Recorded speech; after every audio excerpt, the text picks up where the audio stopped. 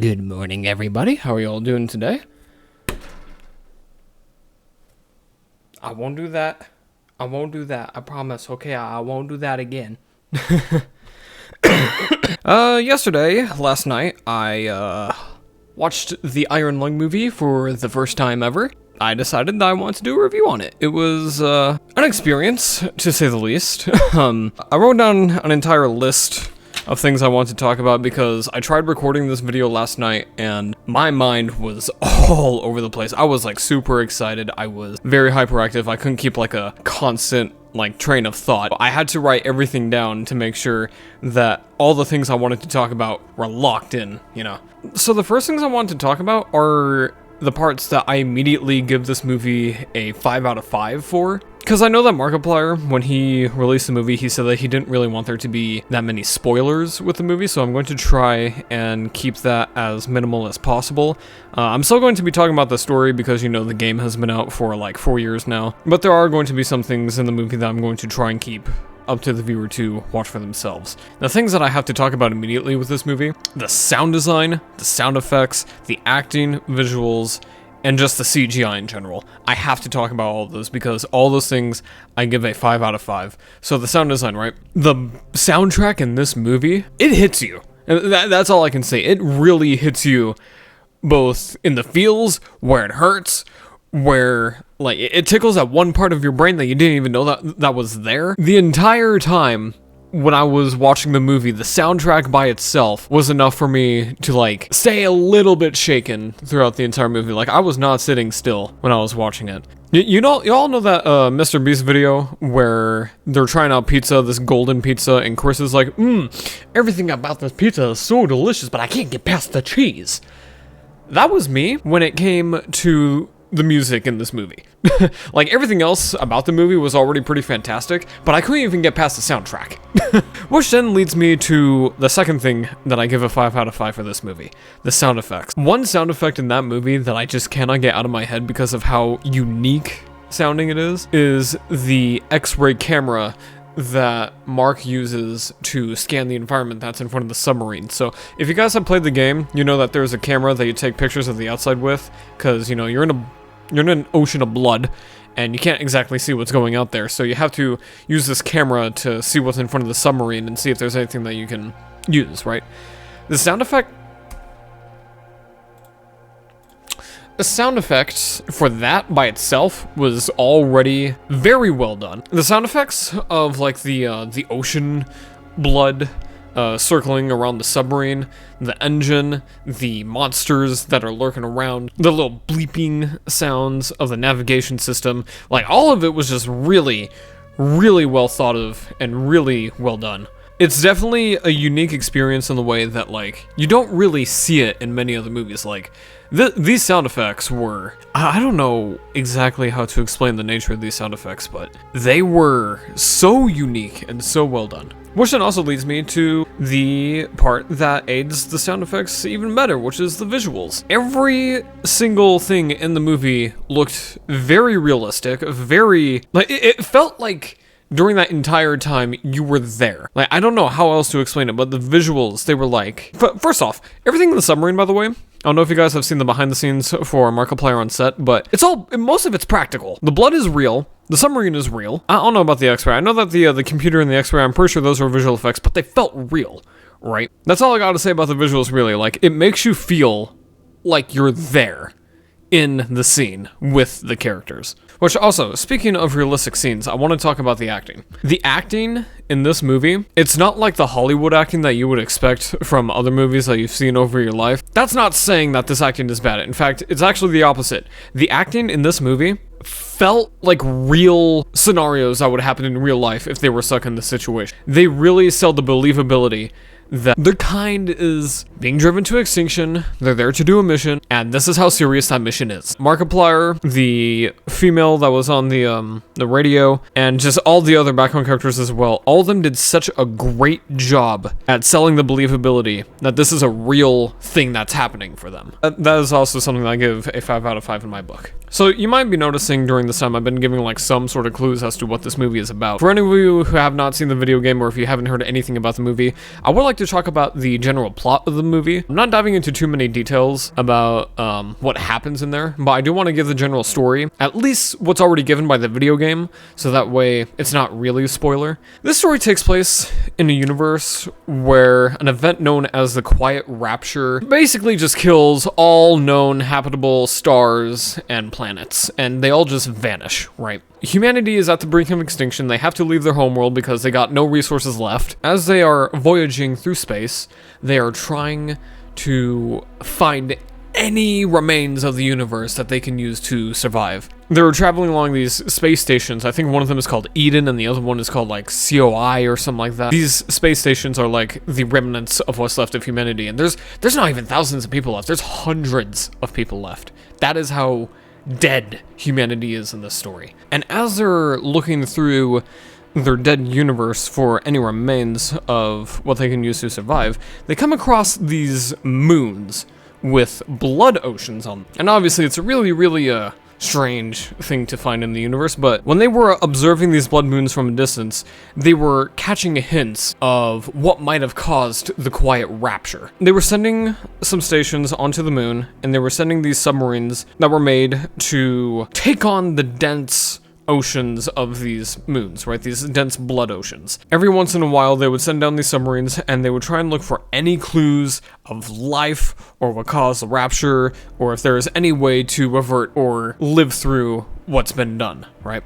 Some voyages that they have, if they think that it's important enough, they'll have a different kind of submarine where they will send down a scientist. A scientist is meant to come back with good information. Which, by the way, I'm not going to spoil what happens in that part, but it was mentioned in the game that scientists were sent down to retrieve samples. So yeah, that's basically like the general consensus of what's going on. So they're at these blood moons. They got submarines, they're trying to figure out what's going on, and if there's anything useful that they can use to survive. With that being said, I would like to talk about the pros and cons that I have of this movie. Disregarding the whole introduction where I gave out my 5-star ratings for that I thought deserved to be 5 stars. There was some speculation around this movie as whether or not if it qualifies to be a horror movie or just like a thriller or sci-fi action or something like that. And I wanted to give my personal opinion about that by saying that I think it absolutely deserves to be considered a horror movie, because even though it doesn't have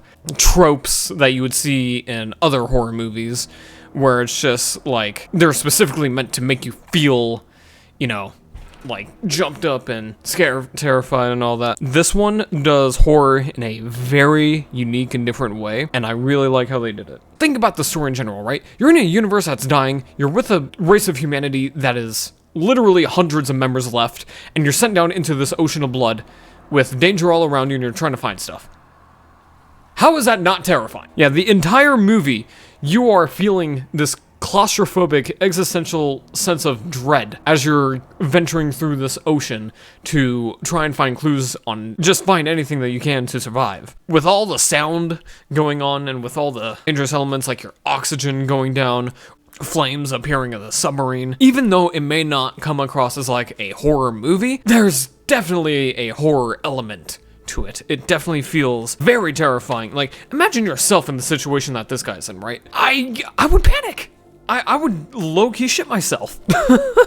I think that this movie really did a good job of selling the horror aspect, and congratulations to Markiplier for that, because I think that would have been genuinely hard to do, especially with the limited set that he had. So now I want to talk about the cons that I have with the movie. Not actually bad. In fact, if anything, I think they're more just like my personal opinion. Of course, I think these cons can be remedied if they were intentional. Like, if he actually intended to put these things in the movie, then I don't really care. But depending on what he says, these are my thoughts. The dialogue was kind of hard to make out for most of the movie. And I'm not really talking about like Markiplier's dialogue. I'm talking about like all the other characters, like the characters that are on the radio when they're talking to him through the glass. Like, some of it is easy to make out, but most of the time, like, I don't know if it was like the theater speakers or if it was just everything else drowning out the voices, but there would be times when Mark would be having a conversation with these characters, and you would only be able to understand what he's saying and not what they're saying. It did kind of leave it up to yourself to figure out what it is they're talking about,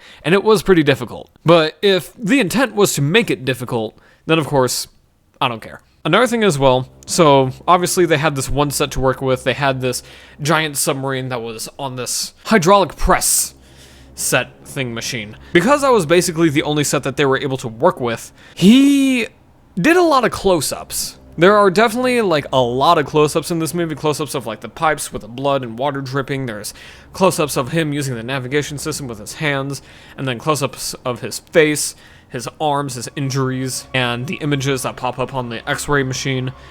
Personally, I think that could have been dialed back a little bit. Now, I'm not the type to get bored easily. I definitely think that there could have been some scenes where instead of it just being close-ups, it could just be like a standard shot of him just doing stuff, which there were quite a few of those in the beginning of the movie, which is fine. I do think that there could be a little bit less close-ups. Also, in terms of the acting, right? So remember how I was saying before how all the acting made the scenes feel like they were actually happening? Well, what this also meant is that,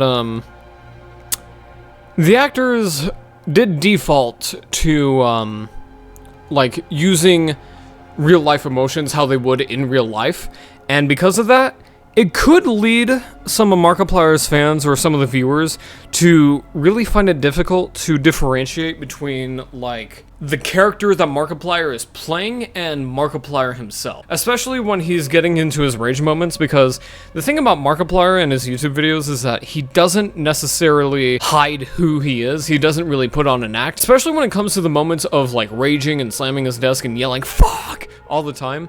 Those are genuine. When he expresses that exact same emotion in the movie, that's not even just Markiplier. That's literally just Mark being himself. It's kind of hard to relay an emotion like that while also trying to be the character that you're playing as. Like, when it comes to conveying an emotion realistically, you really can only do it the way that you yourself would do it in real life. I don't really blame him at all if people aren't able to differentiate between Mark and the character that he's playing as. I just want to note that because, you know, he really did give his all into acting as Simon. Because the reactions were so realistic, it would be very hard for the average viewer to differentiate between the character and him. Like I said, that's something that I don't really have a problem with, because I focus more on like the quality and like the effort put into acting and the movie in general. I think he did a very good job of displaying these emotions of the character that he is playing as. Even though he comes off as himself instead of the character, he still did a very damn good job. But I just wanted to note that. Another thing as well,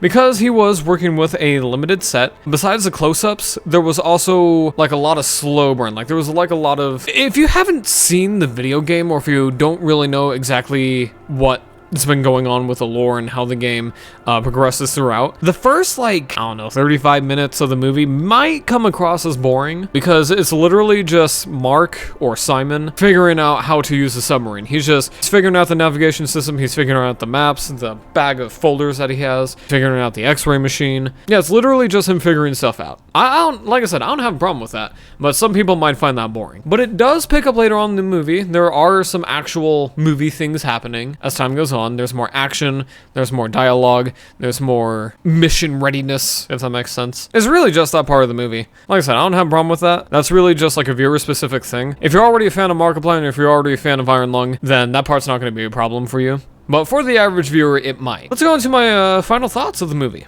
All in all, with everything noted, I give this movie a solid 4.8 out of 5 stars. I definitely think that this is a movie that everybody needs to watch at least once in their lifetime. If you haven't seen the Iron Lung movie, please buy your tickets. Please buy your tickets and see the movie at least once. It is so worth the watch. I promise. Yeah, and also, I'm going to be linking down in the description below the Spotify playlist for the Iron Lung soundtrack, and I'll also be linking the Iron Lung website to where you can find tickets for your movie theaters. I hope you all enjoyed this review. This is the very first review that I've done of anything. Definitely let me know if there's anything that I could have been better at, like summarizing or explaining. I'm welcome to criticism, just try not to be an asshole about it. Thank you all for watching, and I will see you all in the next video. And as always, have a good night, and enjoy the Iron Lung.